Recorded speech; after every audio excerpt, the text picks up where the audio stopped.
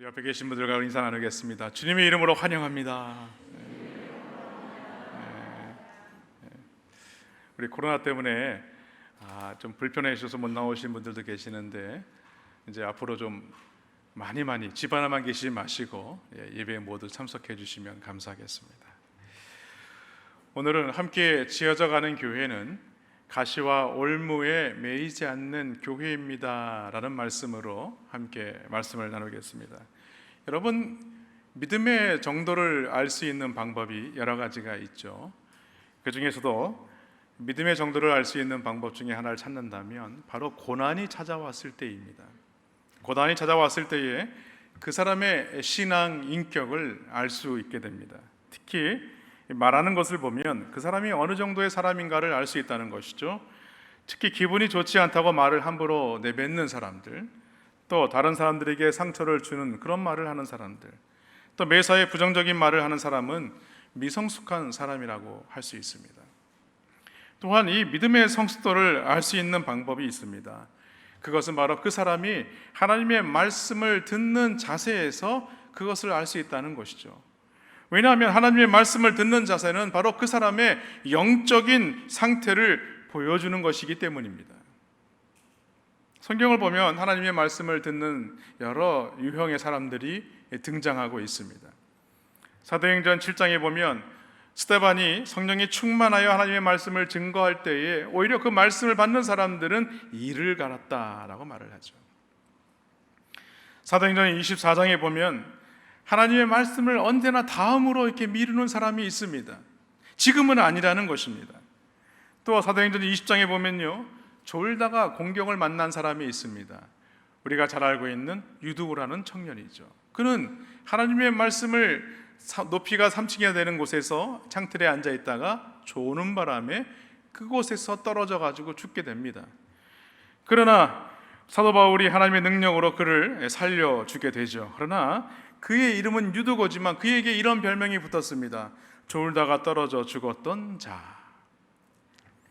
반면에 하나님의 말씀을 듣고 통회하며 자복하는 역사가 일어나기도 했죠. 사도행전 2장에 보면 사도 베드로를 통해서 하나님의 말씀을 증거할 때에 많은 사람들이 어찌할꼬 통회하며 자복하는 역사가 일어나기도 했습니다. 또한 창세기 22장에 보면 하나님의 말씀을 즉시로 순종한 사람, 바로 이 아브라함이 등장을 하게 됩니다.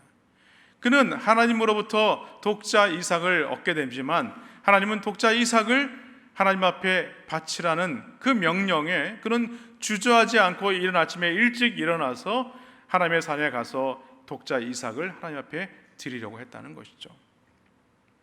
결국은 이로 인해서 여호와 이레의 놀라운 축복을 아브라함이 받게 됩니다. 오늘 본문을 보면 이 모세를 이어서 이스라엘의 백성을 이끈 이 여호수아가 죽음을 맞이하게 됩니다.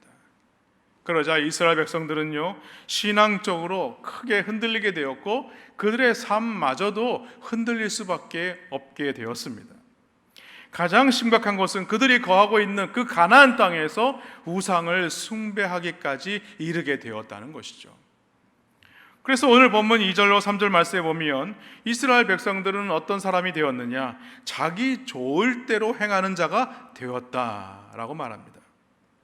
하나님은 그 땅의 주민들과 언약을 세우지도 말고 그들의 제단을 헐라고 말씀하여 주셨지만, 그러나 이스라엘 백성들은 하나님의 말씀에 순종하지 않았습니다. 오히려 현지 주민들과 적당히 타협을 했고 그들의 우상도 받아들이게 되었다는 것이죠.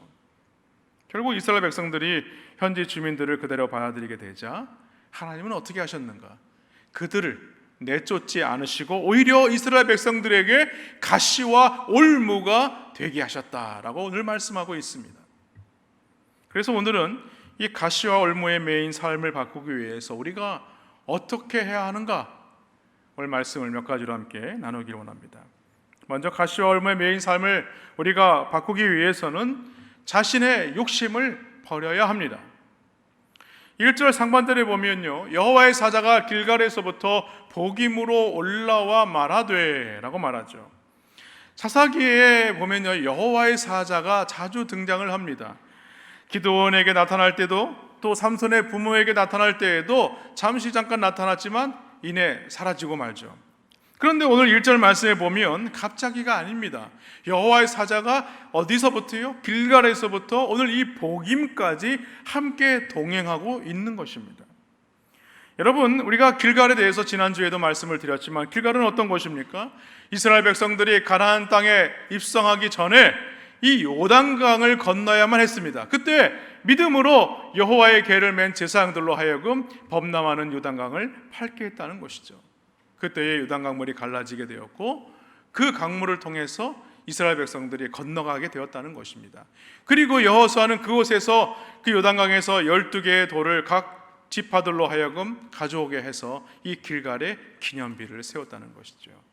다시 말해서 하나님께서 이 요단강을 마른 땅과 같이 건너게 하셨다라는 것을 잊지 말라라는 기념비가 바로 이 길갈에 세워진 것입니다. 그 후로부터 길갈은 어떤 곳이 되었는가? 그들의 영적인 플랫폼이 되었고 새로운 힘을 충전하는 충전소가 되었다는 말씀입니다. 그래서 모든 전쟁의 출발점이 바로 길갈이고 모든 전쟁을 마친 후에도 그들은 길갈로 돌아와서 힘을 얻었던 것입니다. 그런데 오늘 거기서부터 여호와의 사제가 복임까지 함께 이르렀다라고 오늘 말씀하고 있습니다. 그러면 여호와의 사자가 길갈에서 복임까지 올라온 그 이유가 무엇인가? 뒤에 이어지는 말씀을 보면 여호와의 사자는 이스라엘 백성들의 이 영적인 상태를 살펴보기 위해서 오늘 이 길갈에서부터 복임까지 왔다라고 말하고 있는 것입니다.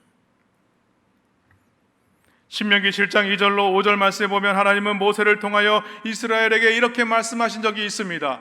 내 하나님 여호와께서 그들을 내게 넘겨 내게 치게 하시리니 그때에 너는 그들을 진멸할 것이라.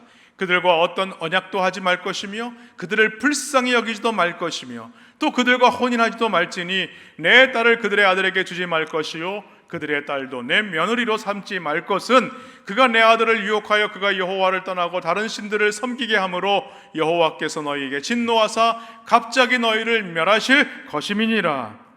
오직 너희가 그들에게 행할 것은 이러하니 그들의 제단을 헐며 주상을 깨뜨리며 아세라 목상을 찍으며 조각한 우상들을 불사를 것이니라 라고 말씀하죠.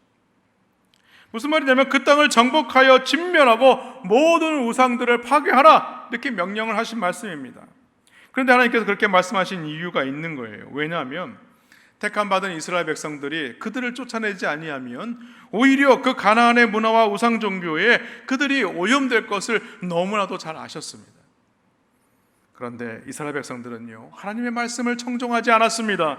가나안 주민들을 쫓아내지 아니하고 그곳에 그대로 남겨두었다는 것이죠. 이러한 이스라엘 백성들의 모습을 보시고 하나님은요 여호와의 오늘 사자를 보내셔서 오늘 책망하고 있는 것입니다. 그것이 바로 오늘 1절 하반절에서 나와 3절까지의 말씀이에요. 우리 함께 다 같이 말씀을 읽겠습니다. 내가 너희를 애굽에서 올라오게 하여 내가 너희의 조상들에게 맹세한 땅으로 들어가게 하였으며 또 내가 이르기를 내가 너희와 함께한 언약을 영원히 어기지 아니하리니 너희는 이 땅의 주민과 언약을 맺지 말며 그들의 제단들을 헐라 하였거늘 너희가 내 목소리를 듣지 아니하였으니 어찌 그리하였느냐. 그러므로 내가 또 말하기를 내가 그들을 너희 앞에서 쫓아내지 아니하리니 그들이 너희 옆구리에 가시가 될 것이며 그들의 신들이 너희에게 올무가 되리라 하였노라. 그러니까 이 말씀의 의미는 무엇이냐? 가나안 사람들과 언약을 맺지 말고 그들의 제단을 헐라고 했는데 너희는 내 목소리를 듣지 않았다는 것입니다. 하나님은 철저하게 그들을 쫓아내라고 말씀하셨는데 그 말씀에 순종하지 않았다는 겁니다. 너희가 철병과 핑계를 대었지만 하나님의 말씀을 순종하는 것보다 너희의 편의를 위해서 너희의 유익을 위해서 더 생각하지 않았느냐라고 말하고 있는 것입니다. 처음부터 하나 믿음으로 나아가기만 하면 여호수아와 함께 했던 그 하나님이 너희와 함께 하시겠다라고 말했는데도 불구하고 오늘 이스라엘 백성들은 이곳에서 이 가나안 족속들을 쫓아내지도 아니하였거니와 그곳에서도 이 제단을 헐지 않았다는 거예요. 결국에는 어떻게 됐다고 말씀합니까? 이것이 너희에게 가시와 올무가 되었다 이렇게 말합니다. 사랑하는 여러분, 이스라엘 백성들이 가나안 땅에 들어온 후에 가나안 주민들을 쫓아내지 않은 것은요, 그들에게 쫓아낼 능력이 없었기 때문이 아닙니다. 그리고 그들에게 하나님께서 함께 하시지 않았기 때문도 아니에요. 여호수아서 23장 5절 말씀에 보면 여호수아의 이 고별 설교가 나옵니다. 너희 하나님 여호와 그가 너희 앞에서 그들을 쫓아내사 너희 목전에서 그들을 떠나게 하시리니 너희 하나님 여호와께서 너희에게 말씀하신 대로 너희가 그 땅을 차지할 것입니다. 그럼에도 가나안 주민을 쫓아내지 못한 이유가 있습니다. 왜 쫓아내지 못했을까? 그것은 바로 그들에게 욕심이 있었기 때문입니다. 욕심이. 어떤 욕심이? 여러분, 이스라엘 백성들은요, 유목민들입니다. 그래서 그들은요, 광야 생활을 하면서 텐트를 이곳에서 쳤다가 그곳을 철수하고 저곳을 치고 계속해서 이동하며 살아야 했던 그런 유목민들이에요. 그리고 그곳에서는 하나님께서 공급하시는 만나와 메추라기와 또한 반석에 내시는 그 물을 그들은 늘 공급받으며 하나님을 의지하는 백성이었습니다. 그런데 그들이 가나안 땅에 들어왔을 때에 무엇을 보았습니까? 풍요로운 들판을 본 것입니다. 그곳에는요, 너무나 많은 곡식들이 자라는 것을 보았어요. 그리고 그곳에서는 이미 농경 문화가 자리하고 있었다는 것입니다. 그런데 이스라엘 백성들은 한 번도 농사를 지어본 적이 없거든요. 그래서 생각한 거예요. 하나님은 그들을 쫓아내고 그 제단을 헐라고 말씀하셨는데도 불구하고 그들은 그렇게 생각한 겁니다. 저들을 남겨놓아서 저들로 하여금 우리를 대신하여 농사를 지으면 우리는 저 풍족한 음식을 먹을 수 있을 거야. 그 풍족한 음식을 누릴 수 있을 거야 라고 생각을 했다는 것입니다. 하나님의 말씀은 간대가 없고 오히려 자기들의 필요를 따라서 자기들의 유익을 구하고 있다는 것입니다. 결국 어떻게 되었습니까? 그들의 욕심 때문에 쫓아내지 못한 이 가나안 주민들로 말미암아 그들에게 옆구리에 가시가 되고 그들의 신들은요, 그들에게 올무가 되었다라고 말하고 있는 것입니다. 야고보서 1장 15절에 보면요, 이렇게 말씀합니다. 욕심이 잉태한즉 죄를 낳고 죄가 장성한즉 사망을 낳나니라. 여러분, 성경은 분명히 말씀합니다. 욕심이 결국은 무엇이 된다? 사망이 된다 라고 말하고 있는 거예요. 그러므로 우리는 하나님의 말씀보다 자신의 유익을 앞세우는 자가 되어서는 안 되는 것입니다. 그것은 자신의 노력과 수고와 상관없이 우리로 가시와 올무에 매이게 하는 그 이유가 단초가 되기 때문입니다. 그러므로 우리는 하나님의 말씀에 순종하는 삶을 살아야 됩니다. 하나님의 말씀에 순종할 때에 하나님께서 우리에게 행하신 놀라운 축복을 우리는 경험할 수 있다는 사실을 믿으시기를 주님의 이름으로 간절히 축원합니다. 둘째로, 가시와 올무에 매인 삶을 바꾸기 위해서는 우리는 어떻게 해야 되느냐? 진정으로 죄를 인정하는 자가 되어야 합니다. 하나님의 책망을 들은 이스라엘 백성들은요, 소리 높여 울기 시작했습니다. 그리고 그곳에서 하나님께 제사를 드렸다라고 말하죠. 그 내용이 오늘 4절과 5절 말씀입니다. 함께 말씀을 읽겠습니다. 여호와의 사자가 이스라엘 모든 자손에게 이 말씀을 이르매 백성이 소리를 높여 운지라. 그러므로 그것을 이름하여 복임이라 하고 그들이 거기서 여호와께 제사를 드렸더라. 여러분, 책망을 들은 이스라엘 백성들은요, 하나님 앞에 울며 통곡하기 시작했습니다. 그리고 얼마나 슬피 울었는지 그곳 이름을 뭐라고 했냐면 복임이라고 했습니다. 근데 이 복임이란 말은요, 우는 사람들이란 뜻을 가지고 있지만, 그러나 오늘 이 말씀의 뉘앙스는요, 우는 사람들이라기보다도 우는 놈들이란 뜻을 가지고 있다는 거예요. 여하튼 여기까지는 참 좋았어요. 마땅히 하나님께 책망을 받을 때에 중요한 것이 무엇입니까? 자신의 죄를 인정하는 것입니다. 죄를 인정하며 슬퍼하며 하나님 앞에 내가 이 일을 돌이켜야겠다, 헌신해야겠다라는 그 자리에까지 우리는 나아가야 하는 것입니다. 그런데 이스라엘 백성들은요, 그것이 전부였어요.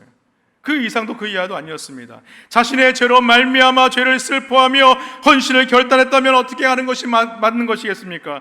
집으로 돌아가서 그동안 섬겼던 우상들을 다 찍어 불사르는 게 맞는 거겠죠. 그리고 그들과 함께 했던 이 가나안 주민들을 쫓아내야 되는 것이 당연한 것일 것입니다. 그렇지만 이스라엘 백성들은요, 하나님의 책망을 듣고 눈물을 흘리고 제사를 드렸어요. 예배를 드렸습니다. 그런데 삶을 바꾸지는 않았다는 거예요. 사랑하는 여러분, 참 회개는요 삶의 변화가 있어야 하는 것입니다. 수많은 예외와 설교 시간에 아멘 아멘 하며 말씀을 받고 심지어 눈물을 쏟고 감사의 예물을 드린다고 할지라도 그 삶 가운데 변화가 일어나지 않는다면 그것은요 참된 회개가 아닙니다. 예수님도 말씀하셨어요. 마태복음 7장에 보면요, 말씀을 듣고 행하는 자는요 반석 위에 집을 짓는 자이지만 말씀을 듣고 행하지 않는 자는 어디 위에 집을 짓는 자다? 모래 위에 집을 짓는다. 결국은 다 무너지고 만다는 거예요. 그렇습니다. 말씀은 들었으나 삶의 변화가 없는 사람들의 믿음은요 믿을 수가 없다는 것입니다. 다시 말해서 하나님의 말씀을 들을 때에 끊어야 할 것은 끊어내야 하는 것입니다. 고쳐야 할 것은 고쳐야 하는 것입니다. 뿐만 아니라 바꿔야 할 것은요 바꾸어야 하는 것입니다. 삶의 변화가 있는 믿음의 삶이 드러나는 그런 성도의 삶으로 나아가야 하는 것입니다. 일반적으로 생각할 때에 우리는 운다는 것을 회개의 의미로 받게 됩니다. 그런데 하나님께서 그들이 우는 모습을 보고 오늘 복임, 이 뉘앙스는요 우는 놈들이라고 했습니다. 왜 이렇게 석연찮은 말씀을 하시는 것일까? 만약 이들의 눈물이 진정한 회개에서 나온 눈물이라면 하나님은 이스라엘 백성들을 보고 우는 자들 이렇게 했을 것이죠. 그런데 하나님 보시기에 그게 아니었던 거예요. 그래서 오늘 복임하면서 우는 놈들 이렇게 말하고 있는 것입니다. 그런데 이 본문을 보면요 하나님은요 그들의 눈물을 받으셨다든지 아니면 그들의 눈물을 보고 제사를 보고 반응하셨다든지 그런 내용이 전혀 나와 있지 않아요.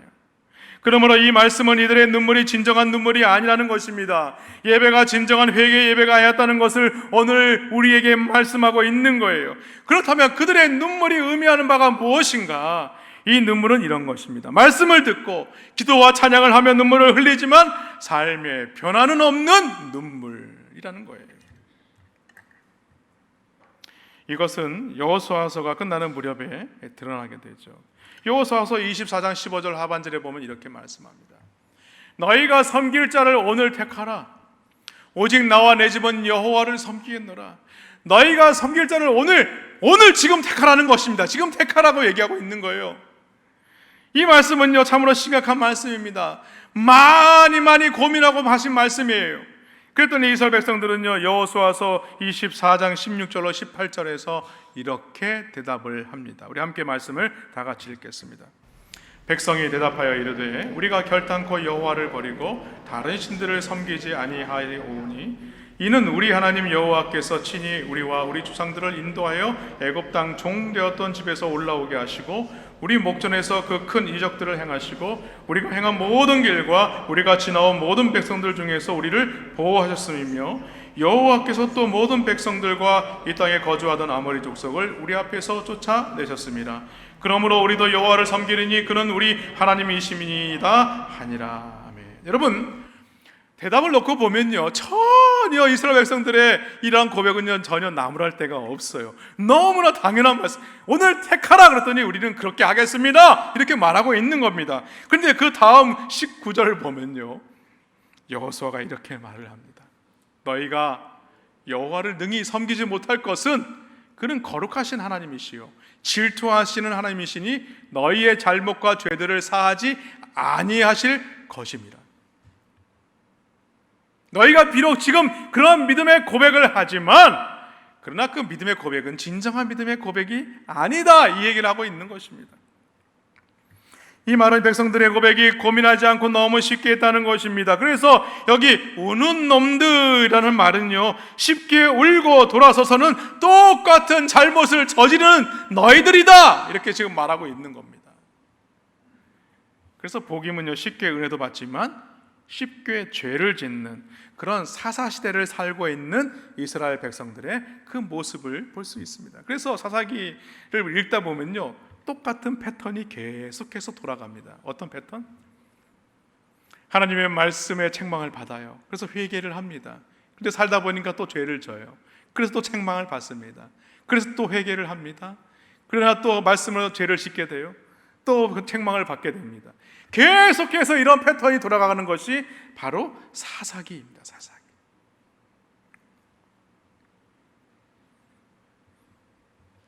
여러분, 이스라엘 백성들이 책망을 받을 때에 소리를 높여 온 것은 그러면 무슨 의미인가? 그것은 바로 자신의 죄를 생각해서 운 것이 아닙니다. 자신의 죄로 인해서 운 것이 아니라 그 죄로 인하여서 찾아올 고통을 생각하니까 힘들 것 같아서 우는 거예요. 여러분, 우리 자녀들이 어떤 잘못을 했습니다. 너 왜 그렇게 했어? 그러면 아이들은 제일 먼저 하는 게 뭔지 아십니까? 울기 시작합니다.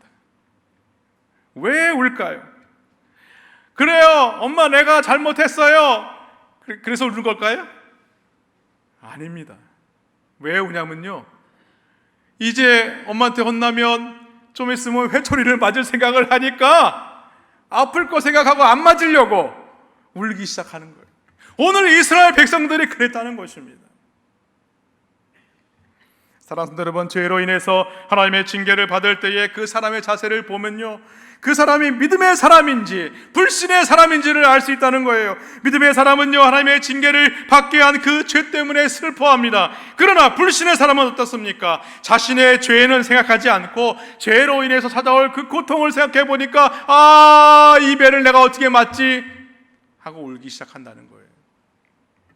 여러분, 다윗이 우리가 다윗에 대해서 잘 알고 있지 않습니까? 다윗이 우리아의 아내 밧세바의 연고로 범죄하였을 때에 그는 하나님으로부터 징계를 받게 됩니다.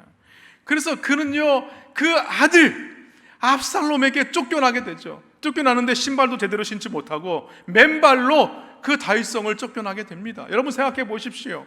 얼마나 비참합니까? 자신이 사랑하는 아들에게서 쫓겨나는 거예요. 그런데 이 다윗과 함께 쫓겨나는 많은 신하들이 따르게 되는데 그 중에서 한 신하의 가드 사람 이때에게 이런 말을 합니다. 사무엘하 15장 19절로 20절 말씀 표준 세번역으로 읽어드릴게요. 어찌하여 그대는 우리와 함께 가려고 하오? 돌아가 있다가 새 왕을 모시고 지내도록 하시오. 그대는 외국인이기도 하고 그대의 본 고장을 두고 보더라도 쫓겨난 사람이니 그렇게 하시오. 이 얘기는 무슨 말이냐면, 이 문제는 나 때문에 생긴 거니까 당신은 돌아가서 그 압살롬을 잘 섬길 수 있을 것이다, 이렇게 말하고 있는 것입니다. 다윗은요, 자신이 잘못한 것에 대해서 너무나 잘 알았어요. 그래서 그는 자신의 머리를 가리고 맨발로 울면서 감난산으로 올라갔던 것입니다. 이 모세도 다윗의 성숙한 믿음을 우리는 볼 수 있는 거예요. 다윗은 하나님의 징계를 받을 때에 징계의 고통에 우선적인 관심을 두지 않았습니다. 그는 징계를 받을 때에 자기 안에 있는 죄를 오늘 인정하고 있는 것입니다. 그렇게 자신의 죄를 인정했던 다윗의 모습을 본 하나님은요, 다시 그 왕권을 회복시키시죠. 사랑하는 여러분, 자신의 죄 때문에 슬퍼하며 우는 성도님들이 되시기를 주님의 이름으로 축원합니다. 예수님도 말씀하셨어요. 애통하는 자는 복이 있나니 저희가 위로를 받을 것이며. 그러므로 우리는 죄의 결과 때문에 자신의 죄는 생각하지 않고 찾아온 징계의 고통 때문에 우는 자가 되어서는 안 되는 것입니다. 마지막으로 가시와 올무의 매인 삶을 바꾸기 위해서는 어떻게 되느냐? 슬피 부르짖는 신앙을 가져야 합니다. 오늘 본문 우리가 10절까지 말씀을 보았지만 18절 말씀에 보면요, 이렇게 말씀합니다. 여호와께서 그들을 위하여 사사들을 세우실 때에는 그 사사와 함께 하셨고 그 사사가 사는 날 동안에는 여호와께서 그들을 대적의 손에서 구원하셨으니 이는 그들이 대적에게 압박과 괴롭게 함을 받아 슬피 부르짖음으로 여호와께서 뜻을 돌이키셨음이거늘, 이렇게 말씀하죠. 18절 말씀에 보면 슬피 부르짖었다라고 말하고 있죠. 이는 앞으로 계속해서 이 사사기를 읽으면요, 슬피 부르짖을 수밖에 없는 그런 상황들이 계속해서 연출된다는 사실입니다. 무슨 말이냐면, 예수를 믿고 그리스도인이 되었다는 것은요, 그냥 슬피 우는 것으로 끝나는 자가 되어서는 안 된다는 거예요. 우리의 죄로 말미암아 슬피 울 뿐만이 아니라 우리의 삶을 돌이켜서 변화된 믿음의 자리에까지 나아가는 결단을 하는 삶을 살아야 한다는 말씀입니다. 하나님이 무엇을 원하는 것보다 자기 감격에, 내 환경에, 내 마음에 좌우되는 그런 신앙의 삶을 살아서는 안 되는 것입니다. 하나님이 아니라 내 기분을 의지하고 말씀이 아니라 내 느낌에 의지하는 그런 그리스도인이 되어서는 안 되는 거예요. 6절 말씀에 보니까 이렇게 말씀합니다. 함께 말씀을 읽겠습니다.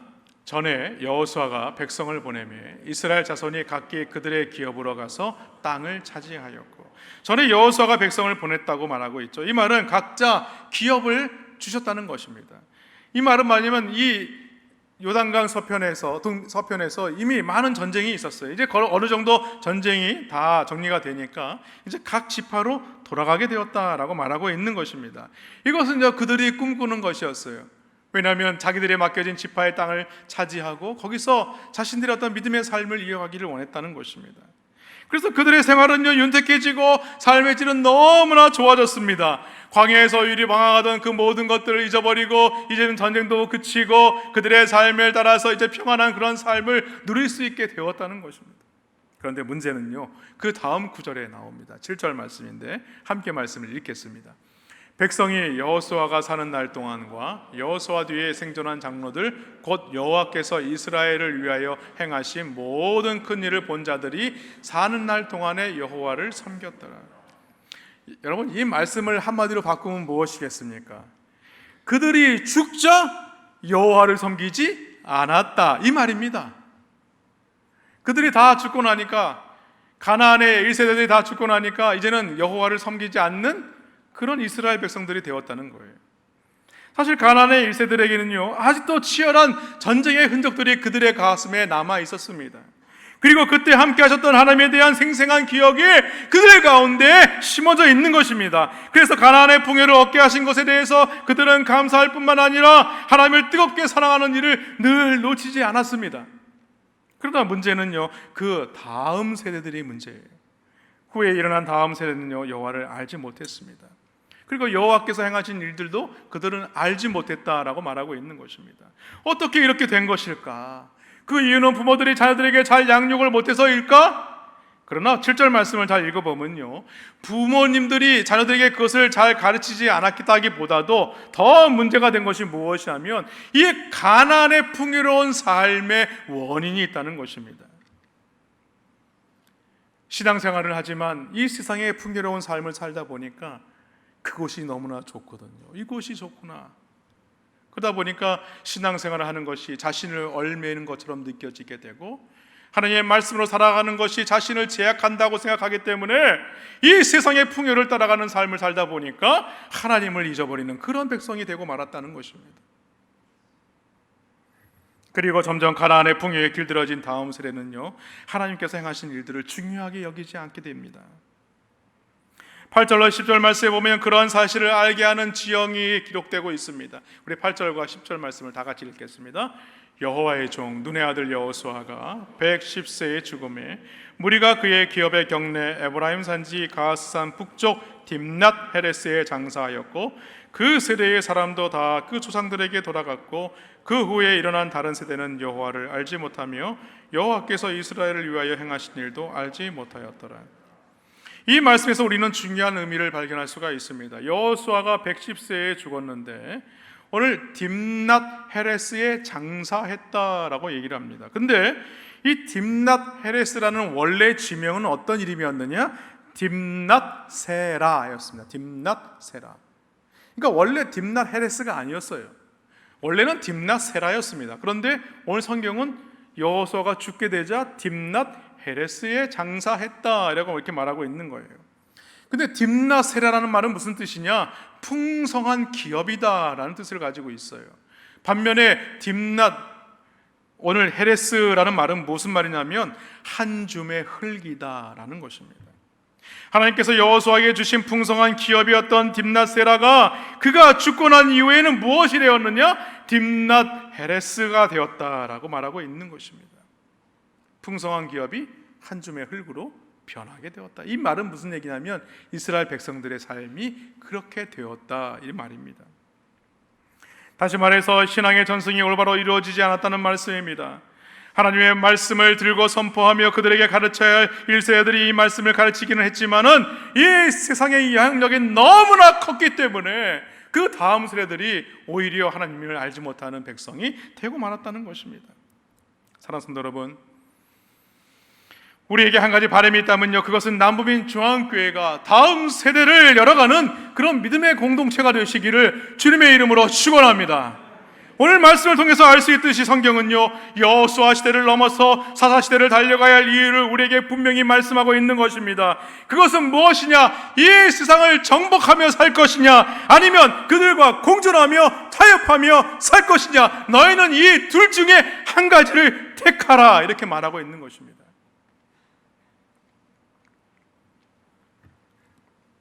사랑하는 성도 여러분, 하나님께서 이스라엘에게 맡기신 사명이 있죠. 그것이 바로 무엇이냐입니까? 가나안 땅을 정복하는 것입니다. 그리고 그것에 하나님 나라를 건설하는 거예요. 그런데 한두 세대가 흐르자마자 어떻게 되었습니까? 이 가나안 정복하는 일은요, 흐지부지 되고, 또 이스라엘은요, 그곳에서 풍요로운 삶을 살다 보니까 안주하고 말게 되었다는 것입니다. 모든 것이 거꾸로 가게 생겼어요. 여호와의 깃발로 세상을 정복하는 것이 아니라 우상의 깃발이 여기저기 꽂히기 시작했다는 것입니다. 이스라엘은 그만 사명감을 다 잊어버리고 말았습니다. 자신들이 왜 이곳에 있는지, 우리가 이곳에서 무엇을 해야 하는지, 하나님 맡기신 일이 무엇인지 새까맣게 잊어버리고 말았다는 거예요. 우리가 신앙생활할 때, 내가 주님을 만났을 때에, 내가 주의 남부민 조항교회 부름을 받았을 때에 하나님께서 나에게 주신 그 은혜를 다 잊어버리고 내가 왜 이곳에 왔는지, 내가 이곳에 왜 서 있는지, 내가 무엇을 하는지 잊어버리기 시작했다는 거예요. 그렇습니다. 사사시대는요, 하나님의 나라가 허물어지는 시대입니다. 이스라엘 역사상 가장 어두운 그런 암흑시대가 바로 이 사사시대라는 거예요. 하나님을 잊고 저마다 자기 소견대로 좋은 대로 행한 시대가 바로 이 사사시대입니다. 그러면 우리는 여기서 중요한 교훈을 배워야 됩니다. 그것은 바로 무엇이냐? 하나님의 백성은 사명을 따라 살아야 하는 것입니다. 우리에게 주신 사명이 무엇입니까? 복음의 깃발을 들고 세상을 정복하는 것입니다. 가는 곳곳마다 하나님의 나라를 세워가는 것입니다. 그래서 주님은 우리에게 땅 끝까지 이르러 내 증인이 되라 라고 이렇게 명령하신 것입니다. 말씀을 맺습니다. 6월은요, 호국 보훈의 날입니다. 이 땅의 신민 통치와 독립이 어떻게 이루어졌는지, 동족 상잔의 비극이 6.25 전쟁으로 인해서 어떤 어려움을 겪게 되었는지 그것을 잊지 말고 기억해야 한다라는 것을 가르치는 것이 바로 6월의 보훈의 달을 정한 날인 것입니다. 그런데 지금 우리는요, 우리 다음 세대들에게 이 전쟁의 폐역 가운데서 믿음을 잃지 않고 신앙을 지켜가며 이 땅의 기업을 어떻게 일으켰는지를 우리는 우리 자녀들에게 가르쳐야 하는 것입니다. 저도요, 전쟁 이후에 태어난 세대입니다. 전쟁을 잘 몰라요. 그러나 저희 부모님을 통해서 전쟁이 어떤 것이었는가를 늘 들었습니다. 그런데 요즘에 다음 세대들은요, 전쟁이 무엇인지 모릅니다. 6.25가 무엇인지 잘 몰라요. 요즘에 어린아이들에게 6.25 전쟁 아니? 그러면 모릅니다. 점점 잊혀져 가고 있는 것입니다. 그런데요, 미국 수도 워싱턴 DC에 가면은요, 기념적인 상징물들이 많이 세워져 있는데, 특히 우리가 잘 알려진 링컨 센터 바로 앞에 무엇이 있냐면 한국전 참전용사 기념비가 있습니다. 저도 여기를 한번 2번 가봤는데, 재작년에도 한번 다녀오고, 거기 가서 제가 여기 앞에 쓰여져 있는 이 문구를 보게 되었습니다. 거기에 이 문구들이 써여 있는데 어떤 문구였냐면, 우리의 명예로운 아들과 딸들이 알지도 못했고 만난 적도 없는 사람들의 나라를 지키기 위해 국가의 부름에 응했다. 1950년 코리아, 1953년. 여기 보면요, 우리의 명예로운 아들과 딸들이 알지도 못하고 만난 적도 없는 사람들의 나라를 지키기 위해 국가의 부름에 응했다. 여러분, 미국 사람들은요, 이 한국 전쟁을 기억하고 기념비를 세워 놓았습니다. 우리도 이것을 기억해야 하는 것입니다. 우리 자녀들에게 이 사실을 알려주어야 하는 것입니다. 우리는 그때를 잊지 않아야 합니다. 그리고 그때 있었던 일들을 우리 다음 세대들에게 가르쳐야 하는 것입니다. 그리고 그 흔적이 남아있는 곳이 바로 우리가 밟고 있는 이 땅, 바로 이 부산의 이 남부민동입니다. 남부민동. 여러분, 6.25 전쟁 이후에 이 남부민동이 어떤 곳이었는지 얘기는 많이 들었을 것입니다. 저는요 여기 삼복도래 위에 올라가서 좋은 전망대가 있는데 그곳을 보면서 아, 전망대 참 좋다. 그런데요 남부인동을 바라보면서 우리 교회를 바라봅니다. 꼭 기도합니다.